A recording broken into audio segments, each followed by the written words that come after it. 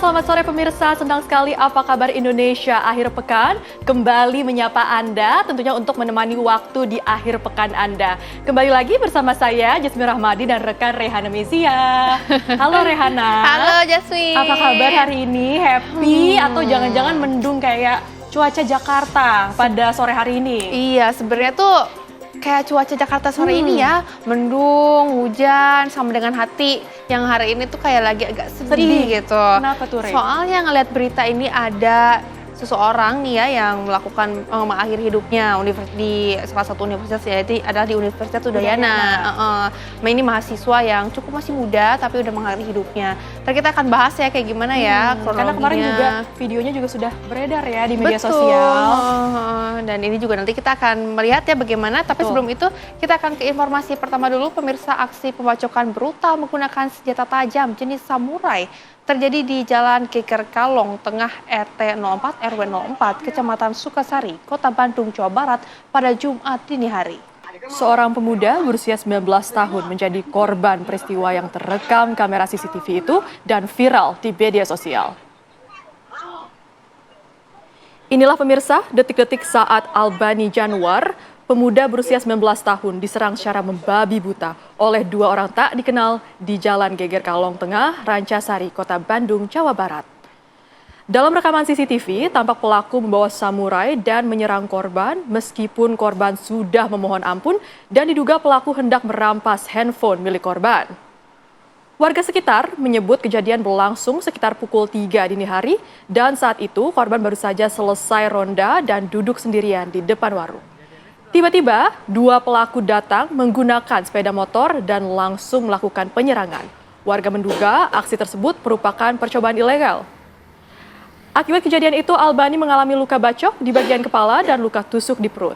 Saat ini, kasus tersebut telah ditangani pihak polisian dan petugas telah melakukan olah tempat kejadian perkara dan memburu dua pelaku yang identitasnya masih dalam penyelidikan. Keluarga korban berharap pelaku segera tertangkap karena telah membuat resah warga.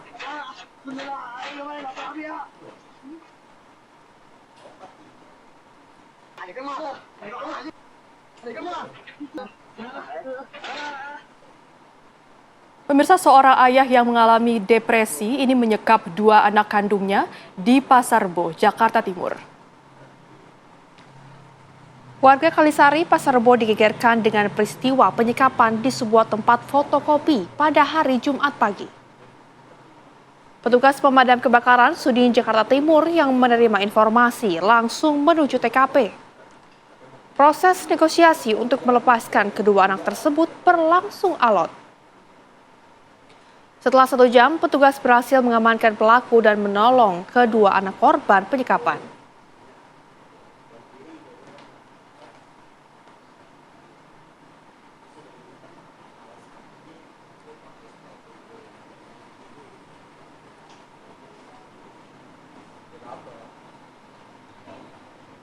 Kita ke informasi lainnya, pemirsa. Dari Surabaya ini sempat menggegerkan warga. Semburan gas di Sungai Jalan Rungkut, Mapan, Utara Surabaya, Jawa Timur akhirnya berhenti. Petugas pun menemukan titik bocoran pada saluran pipa gas di sungai.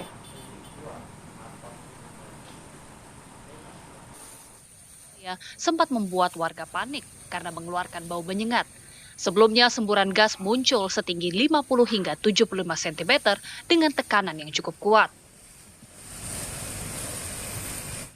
Saat ini petugas BPBD Kota Surabaya bersama tim teknis PGN berhasil menghentikan semburan tersebut.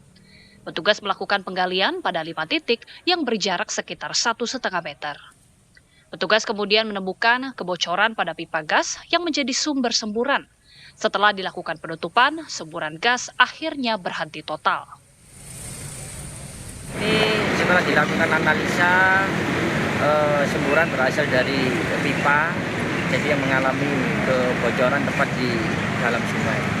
Kemarin juga melakukan upaya-upaya bersama BPBD.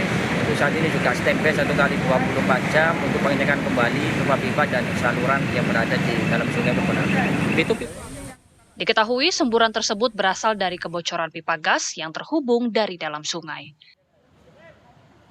Dari Surabaya, Jawa Timur, Sandi Irwanto, TV One mengabarkan.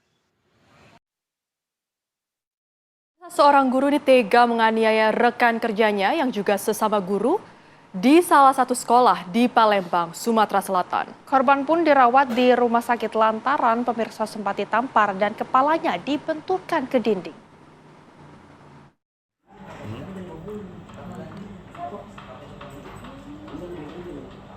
Beginilah rekaman video CCTV yang merekam aksi seorang guru pria yang menganiaya rekan kerjanya sendiri, seorang guru wanita di Palembang, Sumatera Selatan.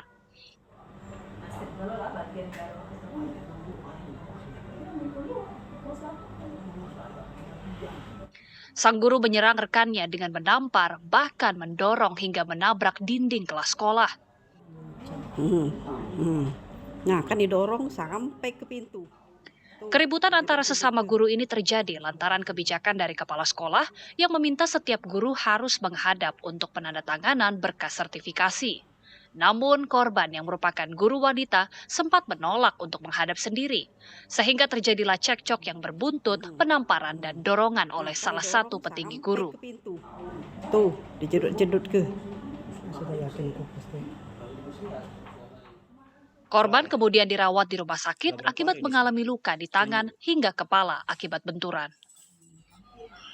Dibuatnya kami bertengkar. Iya. Iyo, jadi kekacauan tuh di kepala sekolah ini. Kami minta dia diganti. Mohon kepala dinas ganti Bu Emma Nurdesa untuk jadi kepala SMA Negeri 16. Ganti yang lain Pak, banyak yang lebih potensial. Tolong Pak, inilah kesulitan kami. Ini bukan hanya suara aku Pak, suara banyak kawan. Dari kejadian tersebut, korban pun sudah membuat laporan ke pihak kepolisian. Dari Palembang, Sumatera Selatan, Syamsul Rizal, TV One mengabarkan. Nah, kan didorong sampai ke pintu. Tuh, dijedut-jedut ke. Sudah yakin itu pasti. Pemirsa, 4 orang mengalami luka bakar serius. Akibatnya ini ledakan terjadi yang merupakan yang berasal dari tabung gas 3 kg di Jalan Babakan Sari, RT 06 RW 07, Kecamatan Kiara Condong, Kota Bandung, Jawa Barat. Ya, ledakan ini diduga terjadi akibat kebocoran tabung gas 3 kg yang berasal dari salah satu rumah warga. Warga yang mendengar suara ledakan disertai dengan kobaran api pun langsung panik hingga berhamburan keluar rumah. Seluruh korban yang mengalami luka bakar pun langsung dievakuasi ke Rumah Sakit Pindad Bandung, sementara korban luka parah dirujuk ke RS Hasan Sadikin Bandung untuk mendapat perawatan intensif. Kini polisi tengah melakukan penyelidikan guna memastikan penyebab pasti terjadinya ledakan.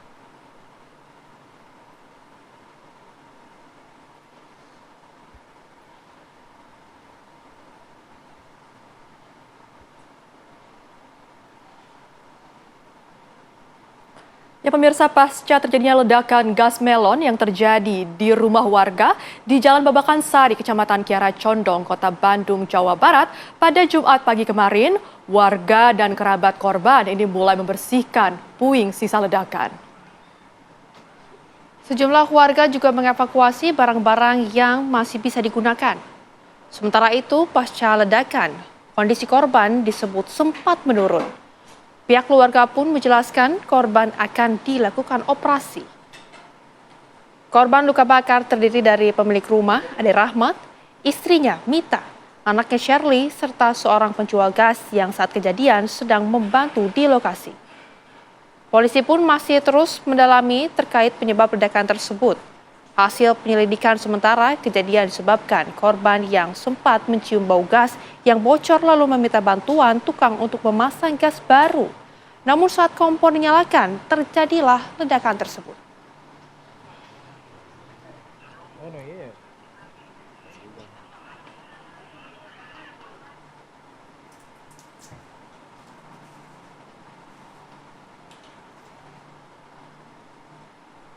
Lantas pemirsa, bagaimana perkembangan dari penyelidikan meledaknya tabung gas tersebut? Kita akan segera tergabung dengan reporter TV One yang sudah ada di lokasi, ada Cepi. Silakan Cepi dengan laporan Anda.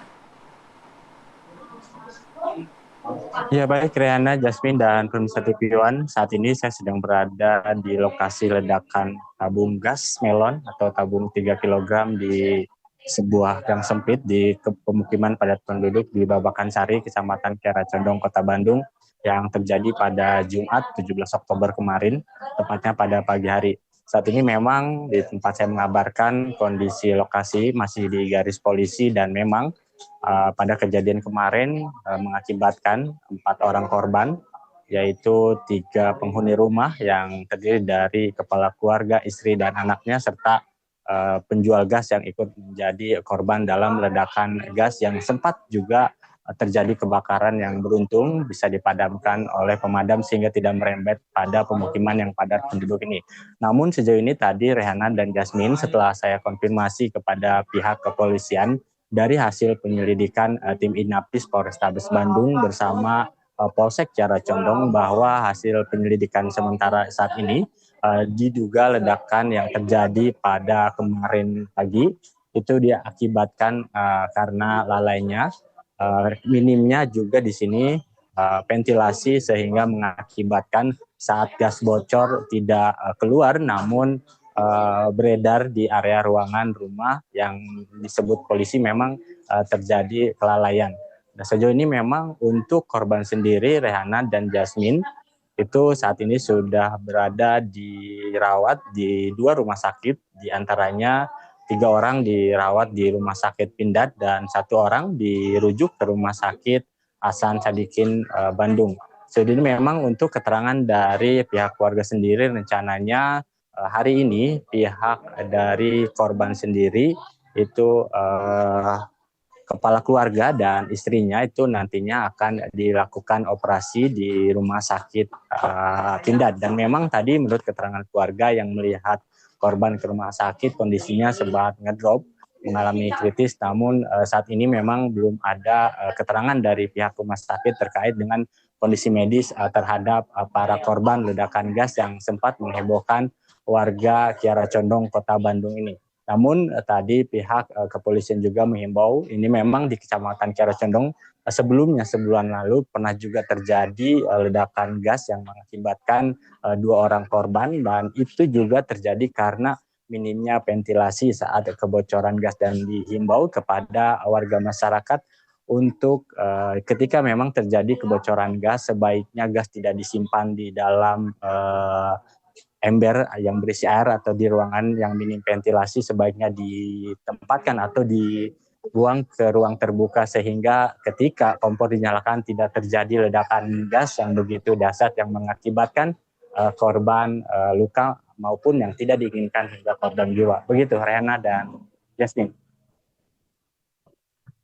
Ini laporan lengkapnya, Cepi Kurnia mengabarkan langsung dari Bandung, Jawa Barat. Selamat bertugas kembali, Cepi. Ya pemirsa, kami hadirkan informasi lainnya untuk Anda. Seorang pengemudi ojek online diketahui ini tewas secara mengenaskan. Akibatnya pemirsa ini tertabrak kereta komuter lain jurusan Tangerang Duri di kawasan Kebonjeruk, Jakarta Barat.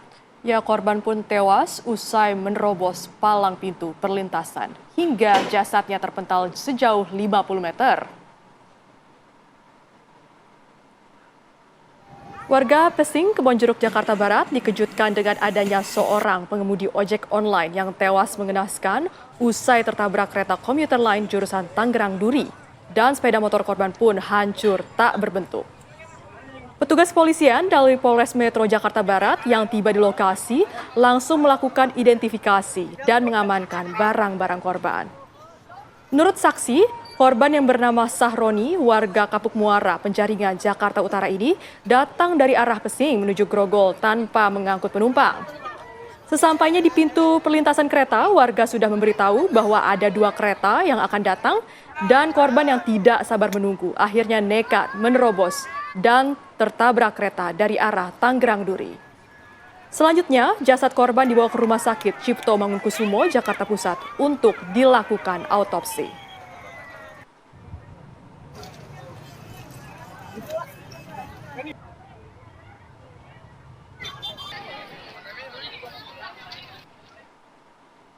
Pemirsa, detik-detik aksi pencurian motor yang terjadi di tempat parkir milik Pasar Modern terekam kamera CCTV di Mamuju, Sulawesi Barat.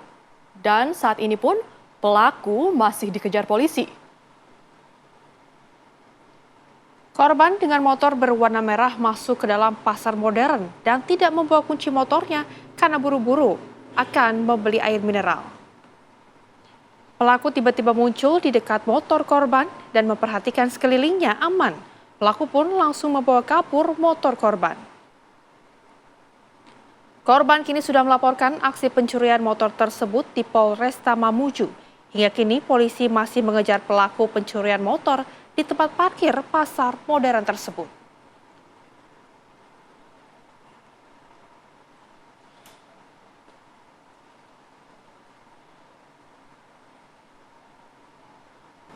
Pemirsa, seperti biasa di segmen ini kami akan menghadirkan sejumlah informasi viral dimulai dari 2 orang warga di perumahan Louis Sari 2, Kota Bandung terlibat perkelahian yang diduga berujung penganiayaan.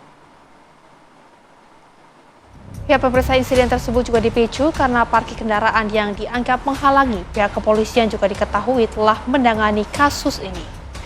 Dan kita lihat bersama pemirsa, inilah dia video rekaman CCTV yang merekam saat-saat terjadinya perkelahian di jalan sempit kompleks perumahan Louis Sari 2, Bandung, Jawa Barat.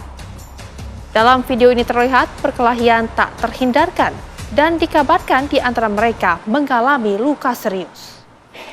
Keributan bermula saat salah satu mobil mengklakson keras karena merasa terganggu oleh kendaraan yang terparkir sembarangan. Saling emosi pun tak terhindarkan hingga terjadi bentrokan fisik. Polisi pun kini masih terus melakukan penyelidikan dengan memeriksa sejumlah saksi.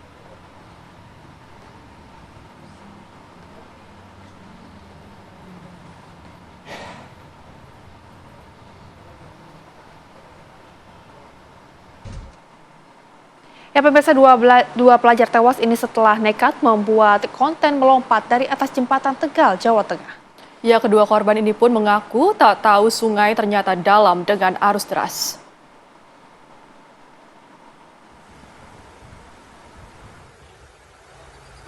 Siapa sangka inilah video terakhir kedua pelajar ini sebelum keduanya tenggelam dan sempat dinyatakan hilang. Kedua korban membuat konten dengan melompat dari atas jembatan. Mereka tak tahu sungai ternyata dalam dengan arus deras. Usai terjun setinggi 6 meter dari atas jembatan, keduanya sempat berenang di bawah jembatan. Namun beberapa menit kemudian mereka meminta tolong kepada temannya yang merekam video. Naas, teman korban, ternyata tidak bisa menolong karena tidak bisa berenang. Kedua korban pun hanyut terbawa derasnya arus sungai. Tim SAR pun berjibaku mencari korban. Tim SAR menyusuri arus deras sungai dengan perahu karet dan penyelaman hingga dasar air. Tim SAR gabungan melaksanakan penyelaman di seputaran lokasi kejadian. Kalau korban ada berapa orang, Pak, yang informasi yang kami terima, korban itu berjumlah 2 orang. Kalau kronologinya seperti apa, Pak, dari informasi masyarakat? Kami terima laporan bahwasanya ada 5 orang melaksanakan konten untuk mencari konten di seputaran jembatan untuk melompat. 2 orang itu melompat, kemudian ditolong tidak bisa berenang, kemudian terjadilah musibah seperti itu. Korban pertama ditemukan Jumat pagi, sementara korban kedua ditemukan tak jauh dari lokasi mereka melompat di atas jembatan pada Jumat malam. Setelah dievakuasi, jasad korban langsung dibawa ke rumah duka untuk dimakamkan. Dari Kabupaten Tegal, Jawa Tengah, Muhammad Hamzah, TV One mengabarkan.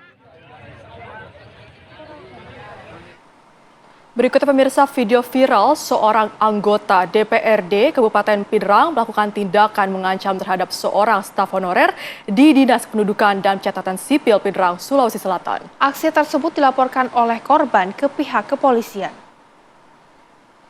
Jangan coba mukul Pak, nah. Tidak, saya viralkan Ki Pak, jangan coba gitu Pak, jangan coba gitu. Video berdurasi 1 menit 37 detik ini memperlihatkan seorang anggota DPRD Kabupaten Pindrang melabrak seorang staf di kantor Dinas Kependudukan dan Pencatatan Sipil Pindrang. Korban yang terlihat marah dalam rekaman ini menyebut bahwa dirinya telah dipukul oleh anggota DPRD tersebut. Bahkan korban mengancam akan memviralkan tindakan yang dilakukan oleh pelaku.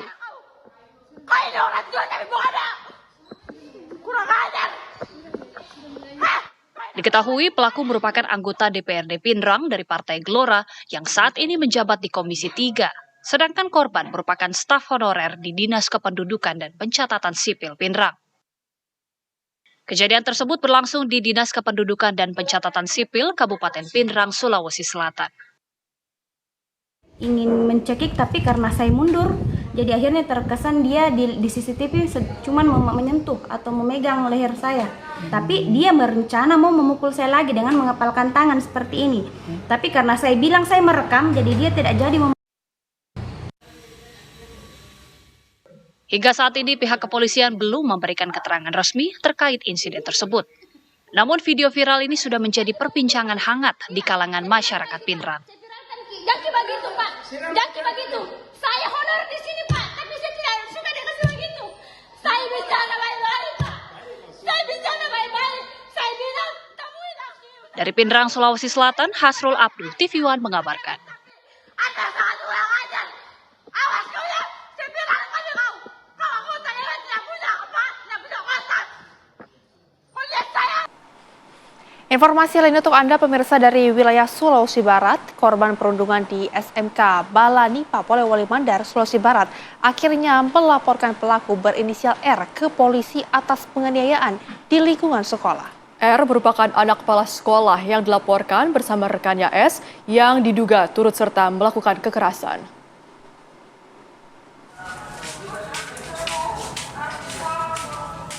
Siswi berinisial A, korban perundungan di SMK Balanipa, Kabupaten Polewali Mandar, Sulawesi Barat, melaporkan teman sekolahnya R dan S yang terlibat melakukan penganiayaan di lingkungan sekolah. Didampingi kedua orang tuanya, A membuat laporan SPKT ke Polres Polewali Mandar. Kepada petugas, A menceritakan kronologis kejadian yang dilakukan pelaku R dan S. Ayah dari pelaku R yang merupakan kepala sekolah SMK Balanipa sudah meminta maaf kepada keluarga korban, namun ayah korban, Amir, memutuskan tetap memproses hukum aksi perundungan ini. Untuk melaporkan pidana penganiayaan terhadap anak saya. Yang dilapor temannya atas nama Suci dan Rani. Ya, kebetulan ini Rani ini anak kepala sekolah SMK Balanipa. Mereka pernah datang, kedua orang tuanya pernah datang meminta maaf. Jadi, namun dalam hal ini permintaan maaf pribadinya saya terima, tapi perbuatan anaknya saya tidak terima. Sebelumnya, sebuah video memperlihatkan aksi perundungan di sekolah SMK Negeri Balanipa, Kabupaten Polewali Mandar, Sulawesi Barat. Dalam video singkat itu terlihat seorang siswi berinisial A dipukul hingga ditendang oleh dua orang teman sekolahnya berinisial R dan S di teras ruang kelas. Ironisnya R disebut sebagai anak kepala sekolah SMK Negeri Balanipa, tempat korban dan pelaku sekolah. Penganiayaan ini bermula ketika pelaku menyuruh korban membuang sampah. Korban menolak dengan alasan sedang menunggu siswi lain, sehingga pelaku marah dan memukul korban. Dari Polewali Mandar, Sulawesi Barat, Tamrin, TV One mengabarkan.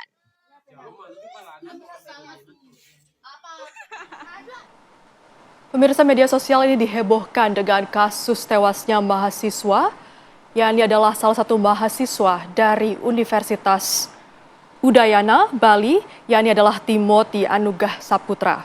Ya, Timothy pun pemirsa ini tewas mengakhiri hidupnya dengan melompat dari lantai gedung 2 kampus. Dirinya sempat dilarikan ke RSUP Prof. Ngurah Denpasar untuk mendapatkan perawatan medis, namun tak tertolong. Mirisnya setelah kabar duka menyebar, beredar pula percakapan sesama mahasiswa kampus yang diduga justru mengejek dan mengolok almarhum. Menanggapi hal tersebut, Universitas Udayana pun buka suara dan menegaskan akan menindak setiap pelanggaran nilai kemanusiaan maupun segala bentuk penindasan. Pihak kampus juga sudah memberikan sanksi akademik terhadap mahasiswa yang diduga terlibat. Sementara itu, pihak kepolisian masih menyelidiki penyebab pasti jatuhnya mahasiswa tersebut.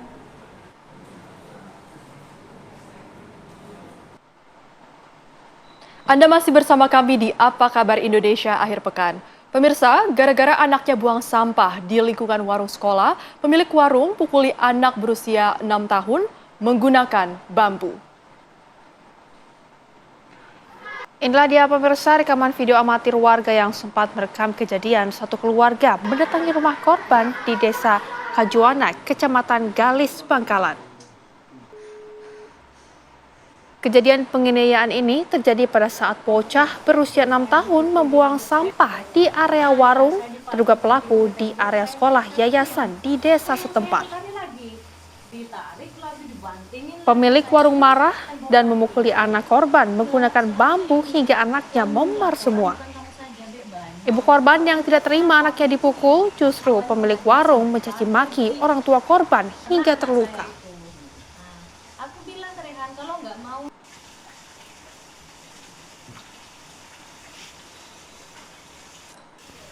Berarti gini Mbak ya, Mbak Karomah itu anggaplah dikeroyok oleh Raihan. Kami hadirkan informasi lainnya untuk Anda pemirsa, ya ini adalah mengenai kasus malpraktik. Ikatan Dokter Indonesia Jawa Barat mendukung penuh proses investigasi dalam kasus dugaan malpraktik yang terjadi di salah satu rumah sakit di Karawang, Jawa Barat. Namun, IDI juga meminta semua pihak untuk tidak berspekulasi sebelum hasil resmi keluar.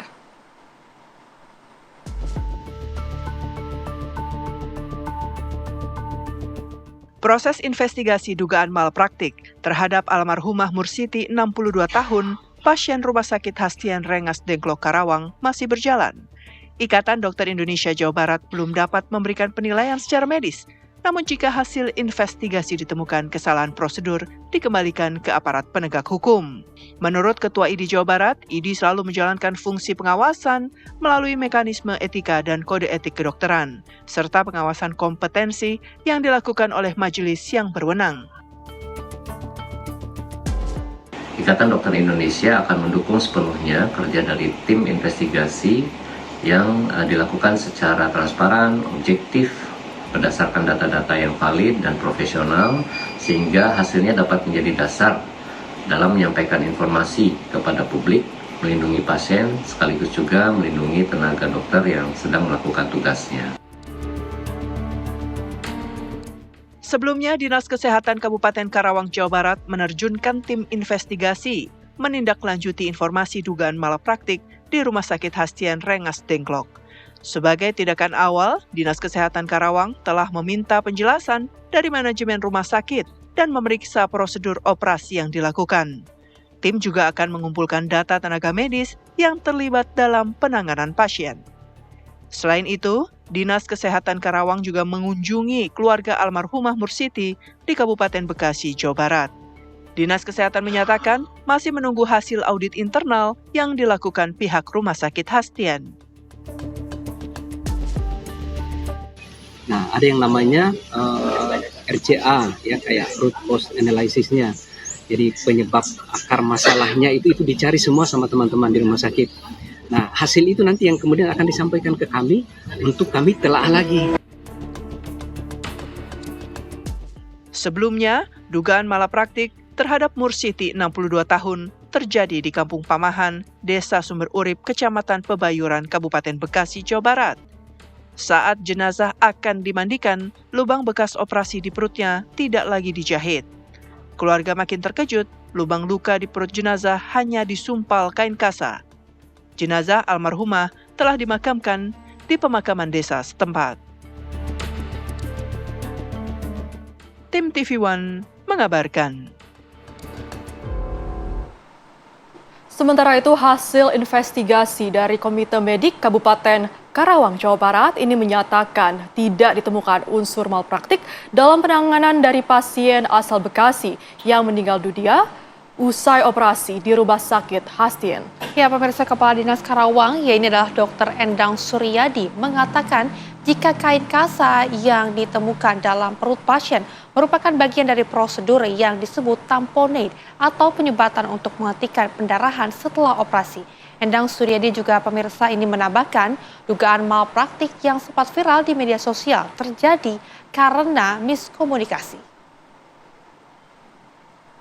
Kasa ada ditinggal di perut itu perawat sudah menyatakan memberitahukan ke pasien, keluarga pasien, tapi disangkal sama keluarga pasien. Ternyata itu ada komunikasi yang belum lancar atau belum baik.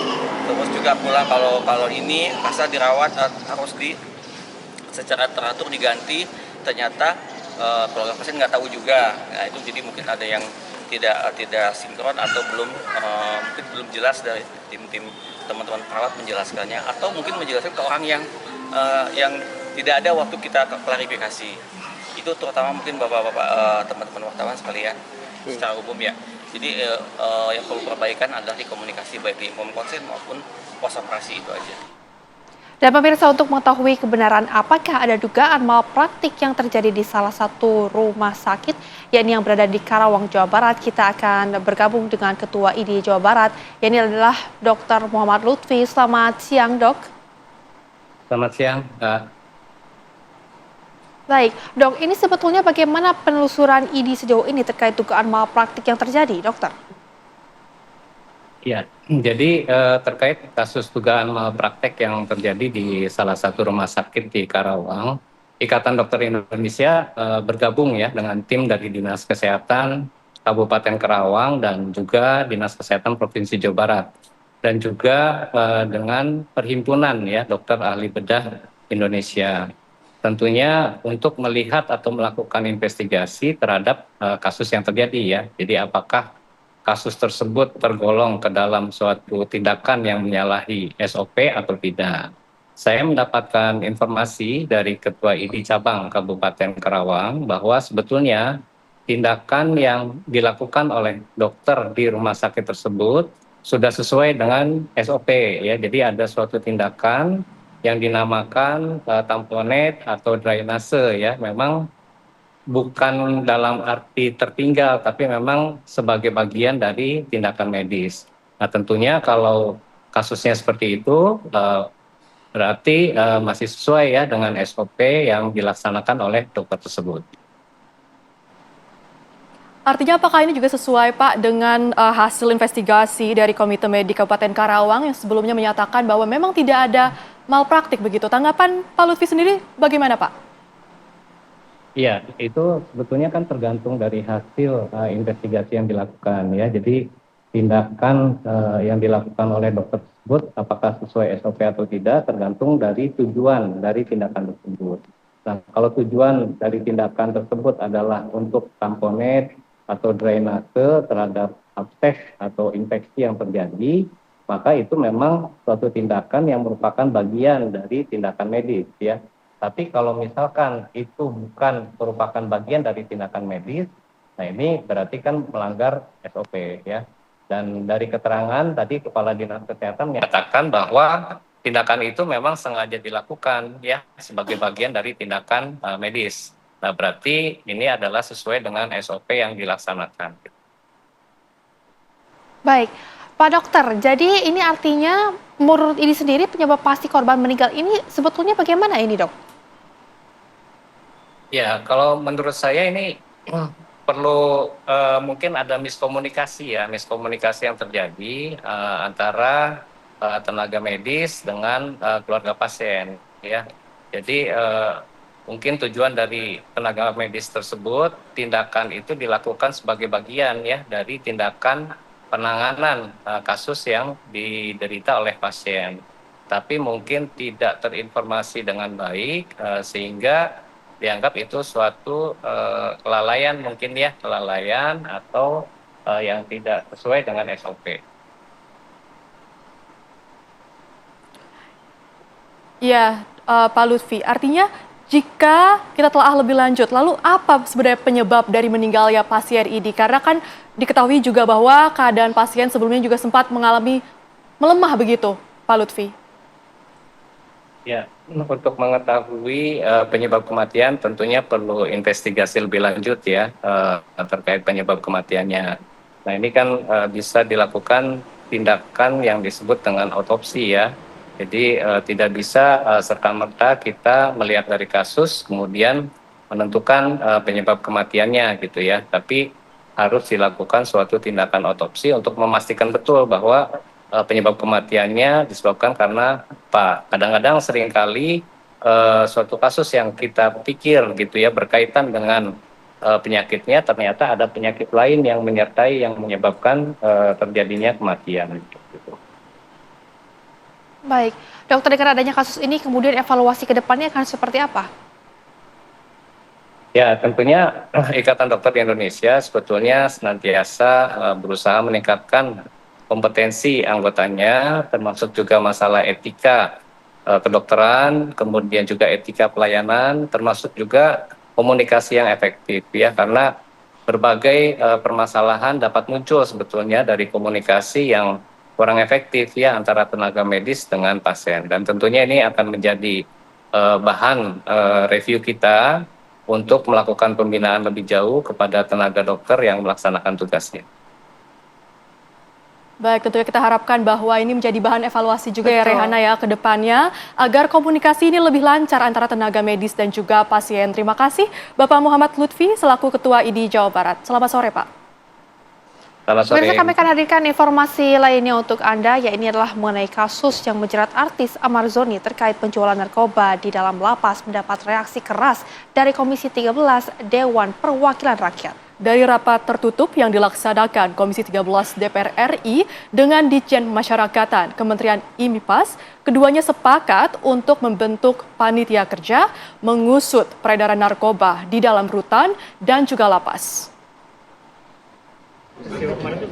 Artinya ya Ahmad Zoni, karena peristiwa ini kan berulang terus, dan saya sempat juga menyampaikan berulang terus, sehingga perlu ada asesmen yang menyeluruh gitu, soal kenapa peristiwa-peristiwa seperti ini terjadi. Apakah karena manusianya atau karena infrastruktur pendukung untuk mengawasi lapas itu yang tidak mendukung untuk itu. Karena memang pernah kami rapat dengan kandil-kandil, banyak kandil di daerah itu mengeluh mereka sistem pengamanan yang minimal, ya kekurangan tenaga pendukung. Karena tadi juga disampaikan seorang tugas lapas itu harus mengawasi 40 orang. Nah, ini juga satu hal gitu. Tapi itu Indonesia secara keseluruhan. Tapi kan kita tahu juga gimana proses yang ada di banyak lapas ini kan, ya ada hal-hal yang harus diatasi gitu. Kalau berarti ya kita kan tahu gitu kan, bukan yang Ahmad Zoni itu kan bukan pelaku utamanya gitu kan. Anda kembali bersama kami di Apa Kabar Indonesia Akhir Pekan. Pemirsa, pemerintah Provinsi DKI Jakarta berencana untuk membongkar tiang-tiang monorel yang telah mangkrak. Dan ini juga pemirsa diketahui telah mangkrak selama 2 dekade. Hal ini juga tentunya menjadi bagian dari upaya menata wajah kota agar terlihat lebih rapih dan juga estetik. Dan berikut laporan lengkap dari reporter TV One Sekar Wanda dan juru kamera Firdaus untuk Anda. Pemirsa, seringkali Anda melihat di kawasan Kuningan terdapat tiang-tiang monorel yang mangkrak yang seperti saya sentuh saat ini. Tiang-tiang monorel yang mangkrak ini direncanakan akan dilakukan pembongkaran yang rencananya akan rampung pada Januari 2026. Proyek pembongkaran ini akan dilakukan oleh Gubernur Jakarta yakni Pramono Anung, di mana kemarin Gubernur Pramono sudah berkunjung ke Komisi Pemberantasan Korupsi untuk membahas bagaimana kemudian proses pembongkaran dari tiang-tiang monorel ini. Ia melakukan hal tersebut karena diharapkan agar membuat Jakarta menjadi lebih aman, nyaman, dan juga estetik. Lantas bagaimana ya tanggapan masyarakat mengenai pembongkaran tiang-tiang monorel ini? Apakah memang dengan dibongkarnya tiang-tiang monorel ini akan membuat Jakarta semakin estetik? Mari kita tanyakan. Sudah di sini bersama saya ada Bapak Mulyono.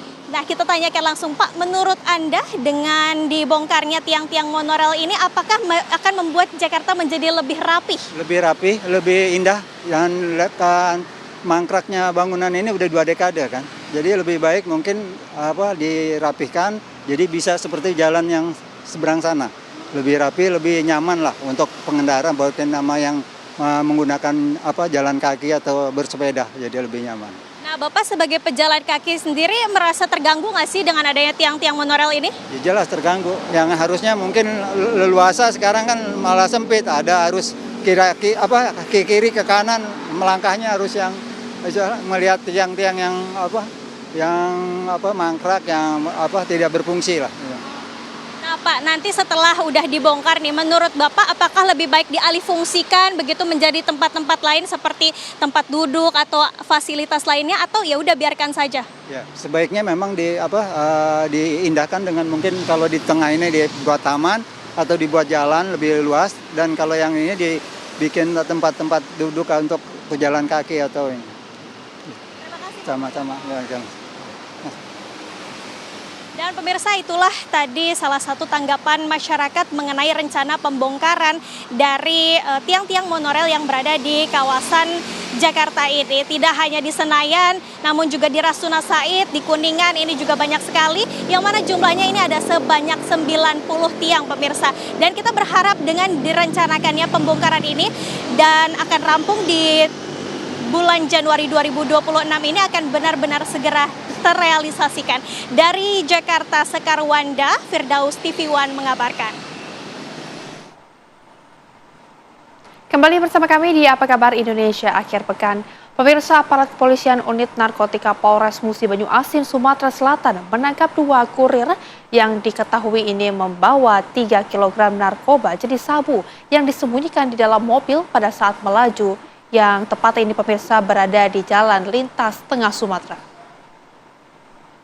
Turun dulu. Kamu ngapa? Turun dulu. Kau turun dulu. Kami numpang dulu.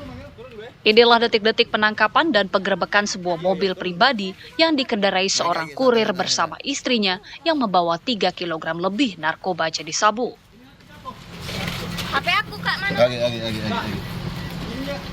Kamu mana masih? Punya. Setelah dilakukan penggeledahan, petugas menemukan sabu yang disembunyikan di dalam plastik hitam di dekat kursi duduk istri kurir narkoba.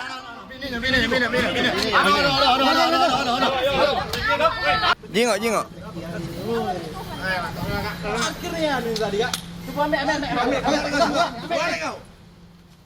Setelah dilakukan pengembangan, polisi juga mengamankan 1 kurir narkoba di kawasan Ulak Paceh, Musi Banyu Asin, yang diduga sebagai pemesan barang yang akan dibawa ke Lubuk Linggau. Kedua kurir narkoba ini kemudian dibawa ke unit narkotika Polres Musi Banyu Asin untuk dilakukan penyidikan guna pengembangan. Dari Musi Banyu Asin, Sumatera Selatan, Puja Kusuma, TV One mengabarkan. Pemirsa, kita beralih ke informasi berikutnya, di mana ada sejumlah fasilitas umum dan bangunan bersejarah roboh hingga rata dengan tanah, yakni adalah akibat diterjang angin kencang di wilayah Kecamatan Suruh, Kabupaten Semarang, Jawa Tengah. Angin kencang melanda 4 desa pada Jumat sore. Sebanyak 10 rumah dilaporkan rusak berat, serta beberapa pohon tumbang menimpa jaringan listrik dan atap rumah warga. Bangunan bersejarah dan tenda hajatan milik warga juga tak luput dari terjangan angin. Warga dibantu TNI, BPBD, dan relawan bahu-membahu untuk membersihkan material dan memperbaiki rumah yang rusak.